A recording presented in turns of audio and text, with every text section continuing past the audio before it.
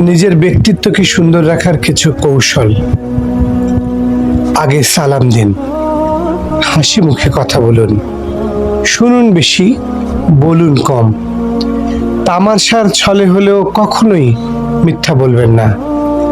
ভুল হলে বিনয়ের সাথে সরি বলুন। অকারণে বেশি হাসবেন না, ধীরে ধীরে বুঝিয়ে কথা বলুন। আগে অন্যের কথা শুনুন, তারপর নিজের কথা বলুন। কোনো বিষয়ে তর্কে জড়াবেন না। কারো কাছে নিজেকে বড় প্রমাণ করার চেষ্টা করবেন না। রাগ নিয়ন্ত্রণে রাখবেন। কেউ ভুল করলে ক্ষমা করে দিন। ছোট বড় সবাইকে সম্মান করুন।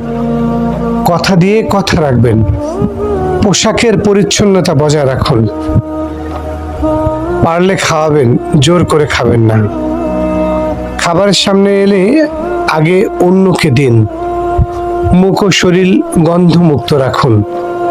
চরিত্র সুন্দর রাখুন।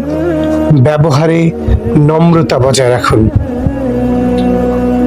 আপনি আপনার নিজের ব্যক্তিত্বকে সুন্দর রাখতে এই 20টি কৌশল অবলম্বন করুন।